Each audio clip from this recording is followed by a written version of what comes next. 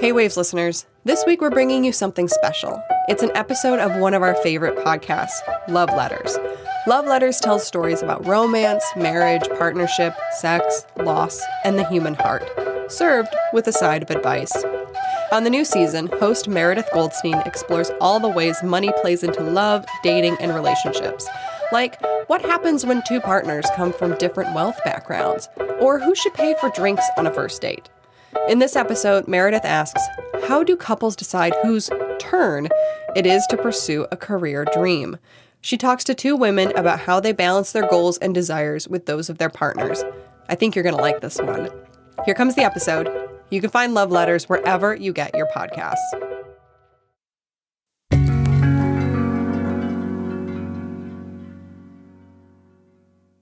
You know how some couples have that one thing that when it comes up, it always seems to spark a little fight? My colleague Kara Baskin and her husband Brian have one of those things. It goes something like this. You see, Kara is a very in-demand freelance writer and makes a good living doing it. She writes about a lot of stuff for the Boston Globe and other outlets, mostly stories about food and parenting and culture.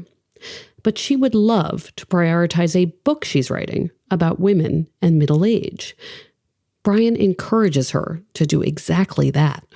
Brian was, you need to do this. Think of this as a long-term investment in your career. Like, you might have to take a pay cut for 9 months or whatever, but think of it as something that will benefit you in the long term. To Kara, this is pure fantasy. She's looking at the mortgage payments, the summer camp tuition, the college savings, and she's thinking, how can I possibly give up any income at all? When Brian says that to you, I want to ask the uncomfortable question. Are you like, dude, get a job that pays more? Yeah, sure. Do you say it? Yeah. How do you say it? Like that. And what does he say? Here's what he says. Then you should have fucking married a dentist. From the Boston Globe and PRX, this is Love Letters. I'm Meredith Goldstein.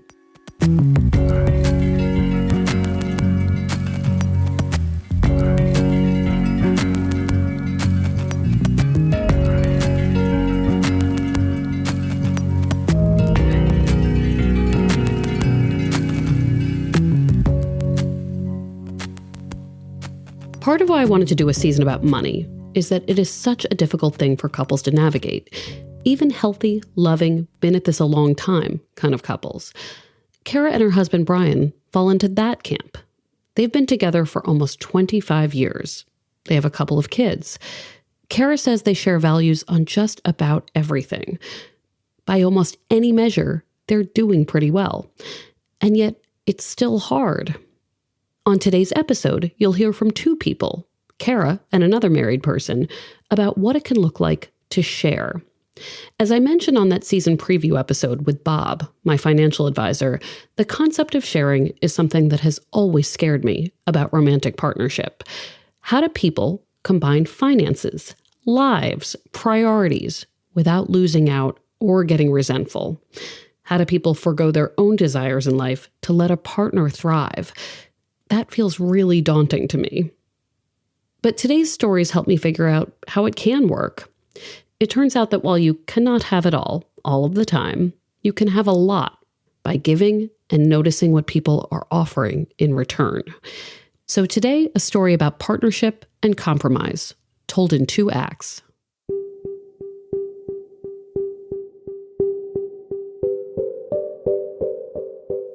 I'm going to start with Kara and Brian, who live near Boston with their 2 children, who are 12 and 6. I first met Kara years ago at a friend's party. We're about the same age, mid-40s. I bet if you looked at our contacts, we'd have a lot of the same people.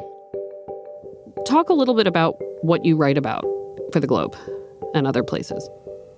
Sure. So I write a weekly parenting column.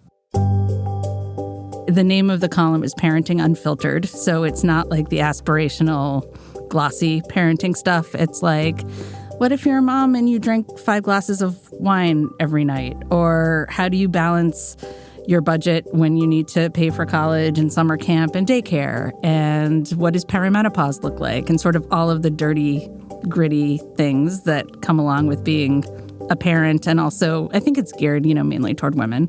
And I also write about food. As much as she enjoys doing all that, Kara is also trying to finish this ambitious book. The working title is Generation Yes, The Modern Woman's Field Guide to Midlife. For Kara, it often feels more like Generation No Way because it's so difficult to dedicate time to a passion project when you're a working middle-aged parent.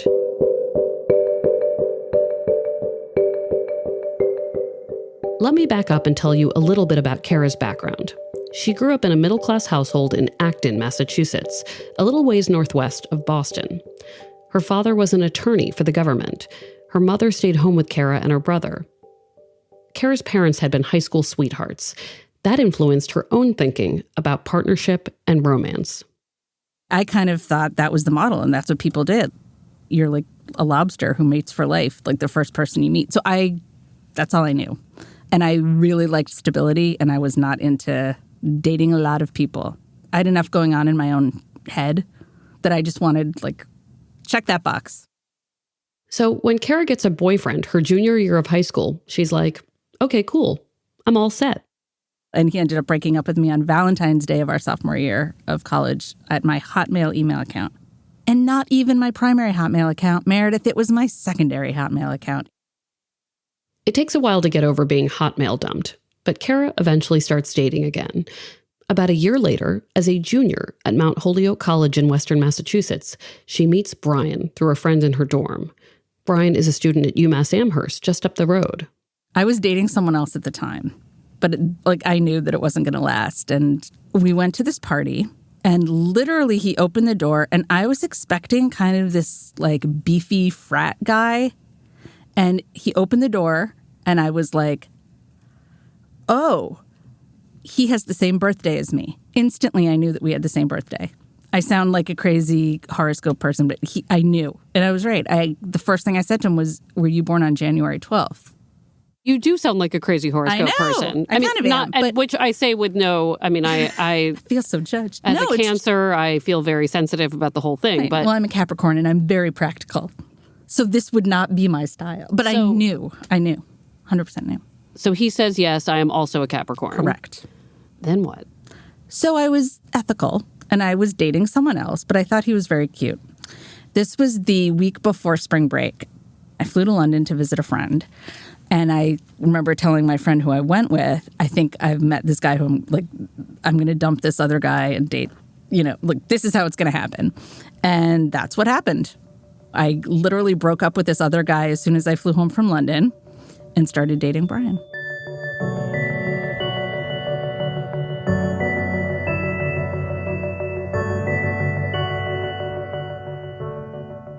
He was a sophomore. I was a junior when we met. So by the time you graduate, you've been together... a year.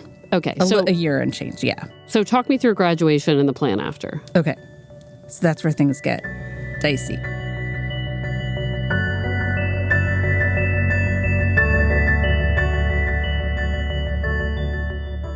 Brian is doing an engineering program at UMass, but he doesn't love it. He's feeling a little adrift.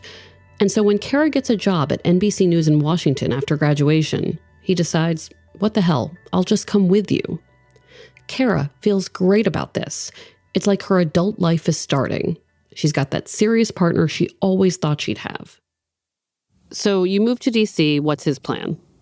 I'm trying to remember what the plan was. I mean, it wasn't like he had another college that he was going to transfer to or a job lined up. It was all me. I had the job lined up, and he was coming with me, and we figured we'd figure it out when we got there. Kara's parents, they don't feel so great about this.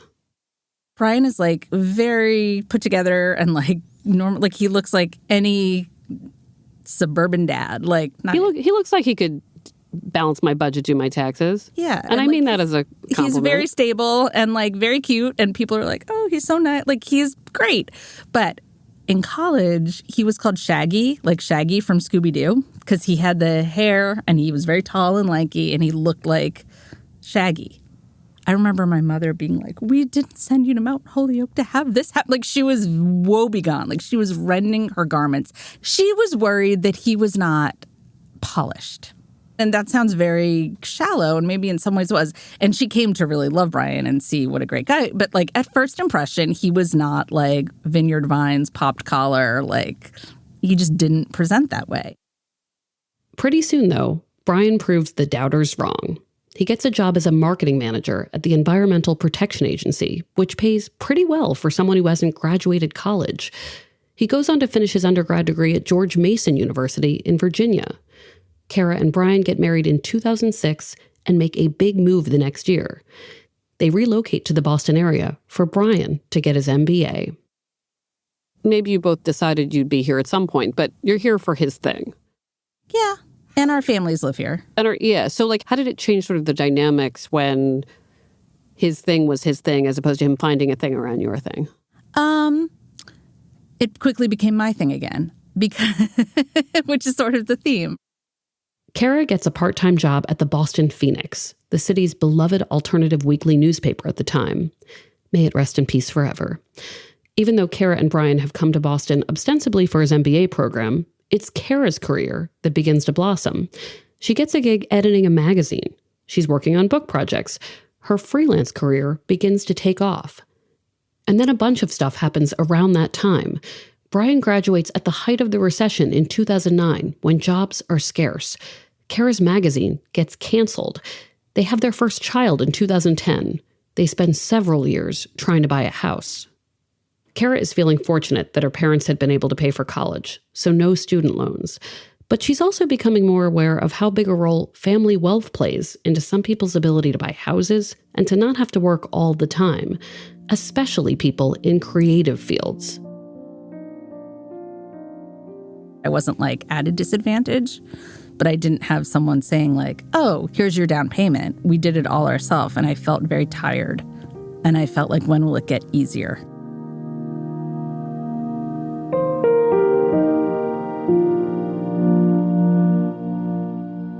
If I'm reading LinkedIn and scrolling along and following various writers about their process, and I see something that obviously took some amount of flexibility and probably money to do, I begin to worry, oh, if only I had that.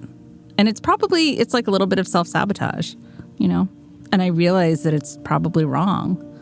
It's not healthy. But I do wish people were just more open about money and what it takes to have choices. Choices are a privilege. They're a financial privilege.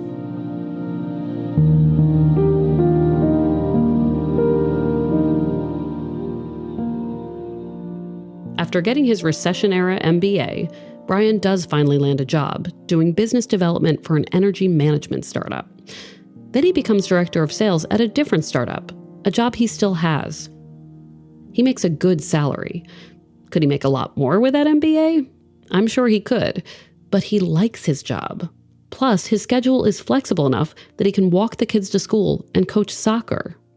He's the more hands-on parent. He's probably the better in some ways parent. He's the one who makes dinner every night. He's the one who does a lot of the household stuff. He's the one who keeps everything stable when I'm spiraling into whatever anxiety problem I'm having. Kara, meanwhile, had ghostwritten books and co-authored books in the past, but never done one of her own. Then she gets this idea for a book about women and middle age. She writes a proposal and it sells. She is super excited about this. There's just one problem. When is she supposed to write it? I had built up a business of my own. I had been doing very well, and I had been out-earning Brian. I mean, not by a ton, but by enough. And that's hard to do as a writer, to make not I'm making a lot of money, but I was doing well. And I was so afraid that I was going to have to throw most of that away to work on this book, which was my dream, but also really, really upend my own sense of security, economic security, financial security. And this brings us back to the dentist conversations. Kara says to Brian, if you could make more money, I could have more creative freedom. And Brian's like, dude, give me a break. At this point, we almost don't talk about it because it only leads to a fight. You're saying center me, do the emotional labor. He does a lot of it. Do the childcare. He does it. Also, can you go back to the tradition of making more money than me? I want it all, Meredith. I want it all. Kara is the first to say she knows she has it pretty good, all things considered. Their joint household income is many rungs above the median income of Greater Boston. Their house, which they bought for $580,000 a decade ago, is now worth twice that. Most importantly, if she's being honest, she does have a partner who believes in her and stands by her. With apologies to MasterCard, that is priceless. I think that one thing that, for me, has made my work possible is that he has been so supportive and given me all the space that I need to do that. And if I had to, I'd love to have both, right? I'd love to have like a bottomless pit of money and all the emotional support in the world. But the most important thing is the emotional support. So that's what I would say the couple should prioritize. What is the most ridiculous thing you and Brian have ever bought that wasn't useful, that was... Nothing. We're Capricorns, Meredith. Never a big vacation, never a big TV thing. Do you want to hear something actually super crazy? Yeah. Poor Brian. He had a guy's golf trip planned, and I was having a personal moment of crisis, and he because he's such a good guy and he deserves a lot of credit, he swallowed the amount. It was thousands of dollars down the drain, and he stayed home with me because I needed him. And I wouldn't say he bought something, but he lost several thousands of dollars that he could not get back to be there for me. And Dennis wouldn't do that. No, he wouldn't. They'd be like, I got to go fix that tough. too. I got to go, put on someone's braces.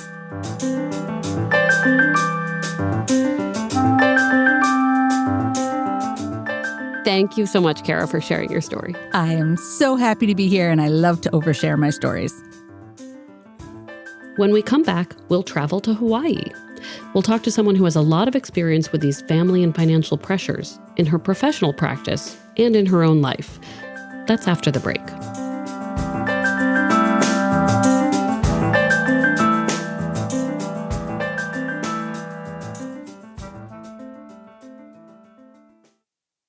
Okay, we're back. So the particulars of Kara's story may be unique to her, but I think the underlying pressures and points of tension are pretty universal. Talking to her got me thinking about couples of all kinds, and this idea of whose turn it is, whose job or family responsibility determines where to live, who gets to go back to school, and who has to be the one working extra hours to pay the bills. Who does the child care? Who gets the green light to start their cute little Main Street cinnamon roll shop? Or a European pastry stand, if I'm calling back to another episode.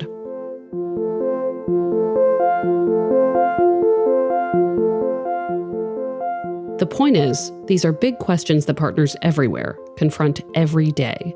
So I wanted to bring in an expert who tries to help families and couples answer them. Sade Soares is a psychologist and financial therapist in Oahu, Hawaii. She's in her mid-30s. I know it's cliche, and maybe it was a cold day in Boston when we spoke, but I had to start by asking Sade, what is it like to live in Hawaii? I'm a girl from the Caribbean. I was born in Trinidad and Tobago, and this is the closest I'm going to feel like home in the U.S. I can walk to the beach. I can walk to the mountains. If I drive 30 minutes, I can feel like I'm in the jungle. And I just love that I get all of those different environments. It allows me to feel like I'm connected to this place in a deeper way.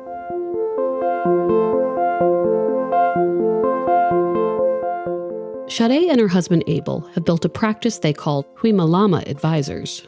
They combine financial planning and accounting work with counseling and life coaching. We realized that for him, trying to get people to stick to financial plans and just recognizing that there was so much emotional and psychological issues related to finances for folks. And for me, just realizing that finances were a huge part of people's mental health, causing a lot of anxiety and depression. And so we decided that it might be good to put our resources together and develop something that can really help people to get the best of both worlds. Sade comes at her work bearing a lot of experience with this stuff in her own life. She moved to New York from Trinidad and Tobago when she was around 9 years old. She was raised by a single mom who prioritized education and letting her kids enjoy being kids. Sometimes Sade's mother would give her a little spending money to buy things she wanted. One of my earliest memories of money, I remember just being so excited. I think I was about 14 or 15 years old. And I wanted to get this designer pair of jeans that I'd heard about. And I remember getting it just for the sake of it being designer, and just because I thought my friends would think it's cool. And I just remember really hating it when I went home and tried it on and saw the way it looked on me. And I didn't like jeans. I was always much more of like a dress and skirt kind of person. And so I just thought about like, why did you do this? Why did you go spend this money this way? And I think those early experiences, seeing her sacrifices, recognizing kind of how I splurged money on something that really wasn't even valuable to me, and thinking about that and sort of moving into adulthood really made me just think about more and more, how do we spend money? What's behind things that we say we value? Sade joins the Army Reserves at 17, toward the end of high school. She goes to West Point and commissions as a human resource officer. She deploys to Kuwait for 15 months. Afterward, in 2012, she gets assigned to Boise, Idaho, to help process new recruits into the Army. In all the places in the world where I never thought I would meet someone coming from a big city like New York to a much smaller town like Boise, Idaho, that's where I met my spouse. Sade meets Abel on Match.com. She's not really looking for a romantic partner. She just wants to date and meet new people. I actually took him to a work meeting for our first date. This poor man. What?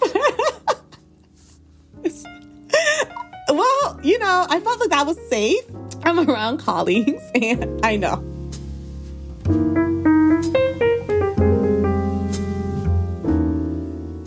But was it like at a restaurant, or was it in your... Okay.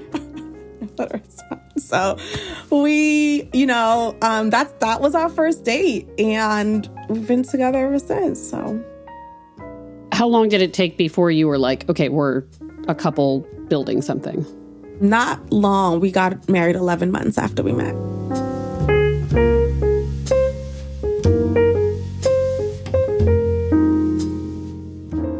And this is where that familiar dance begins. The dance of two people in love, but with their own professional goals, trying to move through life in tandem. When they get married in 2013, Abel is already doing tax and accounting work. He was on his way to getting his CPA license, which was like on the track to becoming a partner in his firm. And he had his life plan for him. The house he lived in, he'd purchased. He's a very, he's a financial guy, very structured. And I think for him, he'd always seen himself as, I will be the breadwinner, my career will be priority. Sade says, well, actually, hold my beer for a minute. She already knows she wants to pursue psychology as a career, which means she'll need to get her PhD. And that means leaving Boise, Idaho. This sparks the first of many conversations between Sade and her husband as their new marriage takes shape. They set this precedent early on for being very open with each other about what they want in life. Sade says that's such an important practice as couples learn to navigate opportunities and limitations as a unit. At first, Sade is tempted by a PhD program at a big fancy school, but it would cost a lot of money, and it would mean taking on a ton of debt. And so we really talked about, do we want to take on this significant cost for your education, and that will limit our other financial goals? But I invited him into that decision making, and we decided I'll apply to actually a PhD program that's funded and that aligns more with our life and our goals. And I got into that program. And when I got in, we then had another conversation about what is this going to look like for us? And he agreed, like, I'll follow you. This will be your time. And he made his career a little bit more flexible.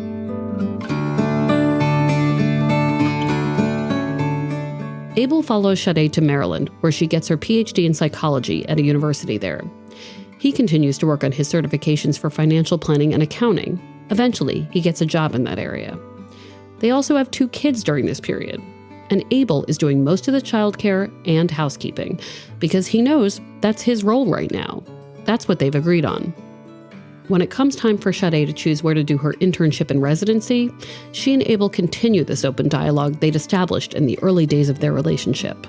This is another time I invited him into the decision making. I'm going to apply wherever it feels good to you. And so he traveled with me to all of the places that were our top 5. And we went out and explored those cities together, and we got a feel for them. And, we went out and ate, and we just got a sense of what it was like. This is when they land on Hawaii. A big draw is that Abel's father is Hawaiian and living in Oahu, along with a lot of Abel's relatives. They make the move in 2018. Would you have characterized it as a his turn moment? Like, was there anything about that decision in your brain that was like, well, I went to Maryland and did my thing, and this person was flexible? And like, how did that generosity affect your generosity? Oh, for sure. I think a big part of it, though, is I wanted this to be his turn, but I don't know if that he felt like it was his turn in the beginning as we were making this decision. I think he felt very conflicted initially about that return to home for lots of reasons, But once we got here, and I think once he started like integrating again with the community and with his family, I think then we really were able to say, okay, now this is really your turn.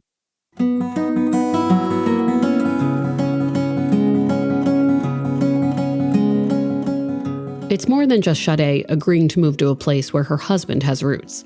She starts to arrange her work schedule so that now she's the one who can be more flexible for the family.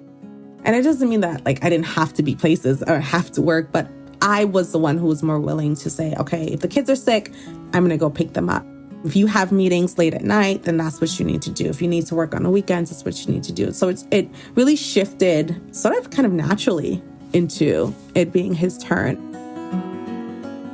It sounds less binary than I've always imagined it to be, looking at couples, and that it's not just, now it's your turn and I'm miserable and I'm sitting here while you do the thing that you want to do, that it's like all of these mini compromises.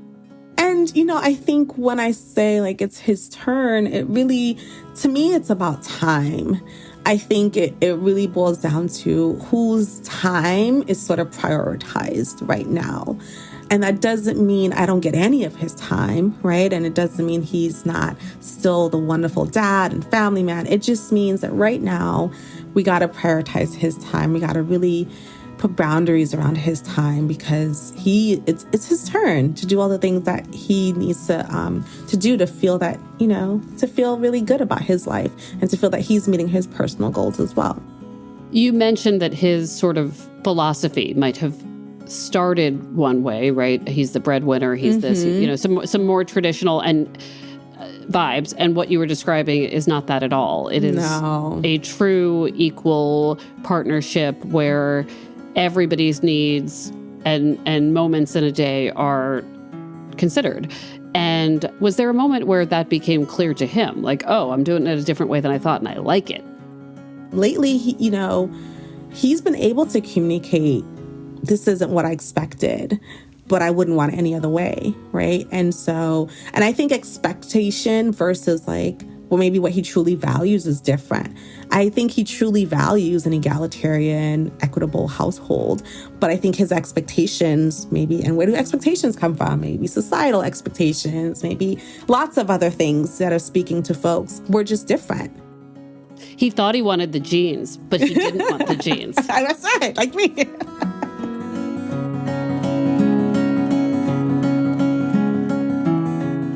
In Oahu, Sade starts out doing clinical and consulting psychology. Abel is operating a tax and accounting business. Sade credits her husband with the idea of the two of them joining forces professionally.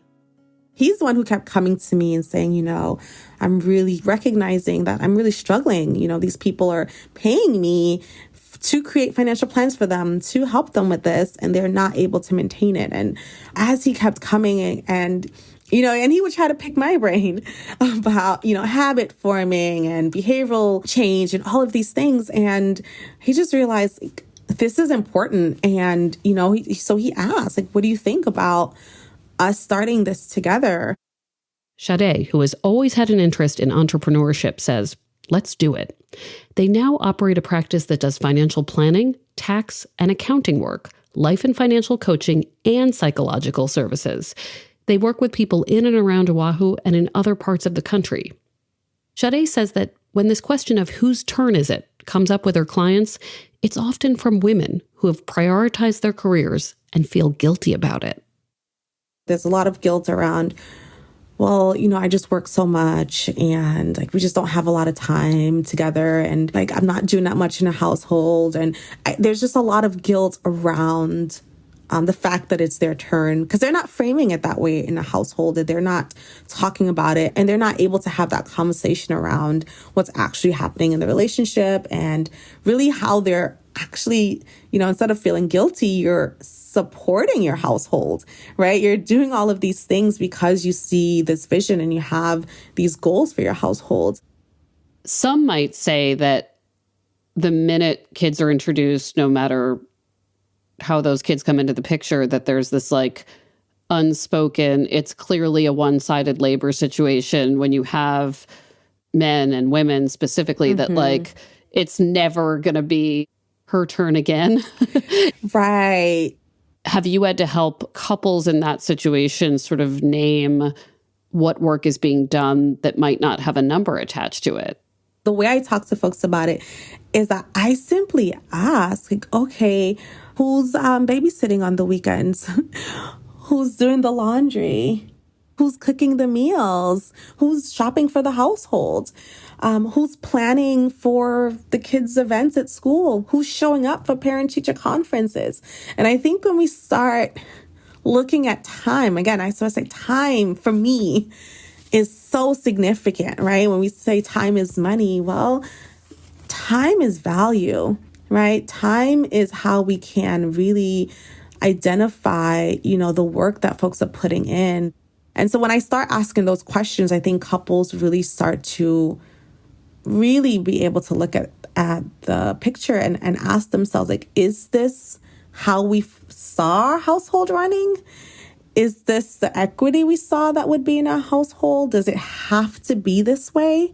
Can it be another way? How do you deal with couples who have negotiated their way into resentment, where that is what they are sitting with, of I didn't get to do this because you did this and this was hard for me. And when they come to you at that point where they're already feeling like their negotiations and compromises left them with less than their partner, how do you help them out of that bad feelings hole? Well, one, I do like to look into the past a little bit. And I just wonder, were those negotiations, did they negotiate from a space of where they were really saying the things they wanted and needed? Or did they negotiate from a space where maybe they were, trying to protect the relationship, or there were other factors? But I would also say sort of any negotiation on the things we want can sometimes lead to resentment too, right? Anytime we feel like we have to give something up. So I encourage people to really look at themselves and what it is that they have right now. I think sometimes it's easy to stick in resentment instead of kind of being grateful. I encourage a lot of gratitude and to share some of that. I think the communication, sometimes even communication, I feel like I missed out on something because of just this decision, just the sharing of that and that being met with understanding, with love and grace from your partner can be really helpful. Sade says that in these negotiations, it's important to see your own hopes and goals clearly, and to see your partner's too. That's what she feels like she and her husband have practiced, and it's what she preaches to the people she works with. I think, a successful partnership, the way you do it right, is you start off by being yourself. Be real about what you want and be real about what you're open to in the beginning. I think when both people could come in as fully open, understanding exactly who their partner is, I think that really paves the way. The way we treat ourselves, the way that we demonstrate to others that we value ourselves, that we value our time, that we value our goals is important. I think our partners pick up on that. Oh, she's going to go do this thing with or without me. Do I want to be in her life when she does it? And the same for when I was thinking about my spouse, okay, this man already owned a house when we met. This man said his goal is to go do this. He's going to do that with or without me. Do I want to be in his life? And the answer was yes. Thank you so much for telling us your story and giving us some advice. Thank you so much, Meredith, for having me. Young, catching snowflakes on our tongues.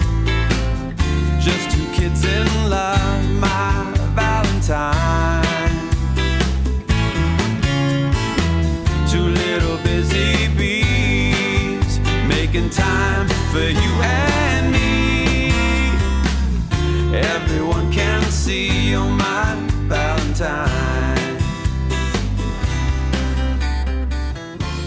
Love Letters is a production of the Boston Globe and PRX. Today's episode was produced by Jesse Remedios and Scott Hellman. Ned Porter does our audio mixing, sound design, and mastering. Devin Smith and Maddie Mortel do our audience engagement. Love Letters illustrations by Ashanti Davis. Our marketing coordinator is Maggie Taylor. Special thanks to Linda Henry. Our music is from APM. And if you like the show, please follow us on Apple Podcasts. And remember, we are an advice column. You can send your own letter to loveletters@boston.com. We're online at loveletters.show. You know what perimenopause looks like? I'll take a good fucking look, baby. Oh. Actually, I don't know that to be true, but every now and then I'll have like a mood change or... But everything falls into the umbrella, yeah, I'm like, well, too. that must be what this is. I'm Meredith Goldstein. Thanks for listening.